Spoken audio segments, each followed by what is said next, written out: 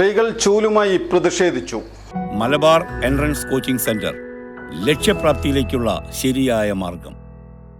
വയനാട് ദുരന്തബാധിതരുടെ പേരിൽ പണം പിരിച്ച് തട്ടിപ്പ് നടത്തിയ കോൺഗ്രസ് യൂത്ത് കോൺഗ്രസ് കൊള്ളയ്ക്കെതിരായി ഇടതുപക്ഷ മഹിളാ സംഘടനകളുടെ നേതൃത്വത്തിൽ കൊടുങ്ങല്ലൂരിൽ സംഘടിപ്പിച്ച പ്രതിഷേധം അഖിലേന്ത്യാ മഹിളാ അസോസിയേഷൻ ജില്ലാ സെക്രട്ടറി പ്രമുഖകുമാർ ഉദ്ഘാടനം ചെയ്തു.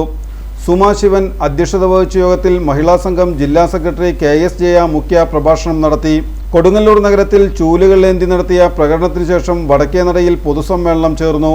സിന്ധു ജയൻ, നഗരസഭാ ചെയർപേഴ്സൺ ഹണി പീതാംബരൻ, രാധിക അനിൽകുമാർ, സിന്ധു അശോക്, ഇന്ദിരാ ദിവാകരൻ, TK ഗീത തുടങ്ങിയവർ സംസാരിച്ചു. യൂത്ത് കോൺഗ്രസിന്റെ സെക്രട്ടറി സ്ഥാനമേറ്റെടുത്തുകൊണ്ട് ആദ്യം പറഞ്ഞ ചിത്രം മനസ്സിന് പോകാൻ മതിയില്ല.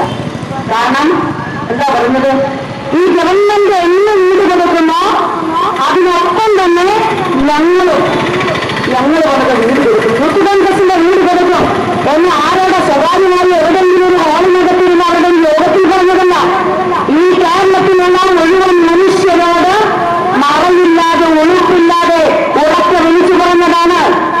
ഈ കേരളത്തിന് ചൂരന്മലയിലുണ്ടായ ഇത്രയും ഭീതിതമായ ആ ദുരന്തത്തെ മറയാക്കിക്കൊണ്ട് പണം പിരിച്ചുകൊണ്ട് ആ പണത്തിന്റെ കണക്കെവിടെ, നിങ്ങൾ എന്നാണ് വീട് കൊടുക്കുക എന്ന മാധ്യമ പ്രവർത്തകർ ചോദിച്ചപ്പോ പിടിച്ചു നിർത്തി പറഞ്ഞു, ഈ ഗവൺമെന്റ് എന്നാണ് വീട് കൊടുക്കുന്നത് അതിനോടൊപ്പം തന്നെ ഞങ്ങളും വീട് കൊടുക്കും എന്ന വെല്ലുവിളിയോടെ വിളിച്ചു പറഞ്ഞതാണ്.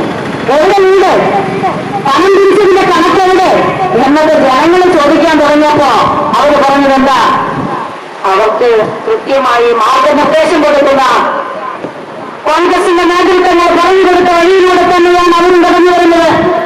അവരും അങ്ങനെയാണ് ഓടി പണം പിരിച്ചു, പ്രളയകാലത്ത് ഓടുകടന്ന് പിരിച്ചു.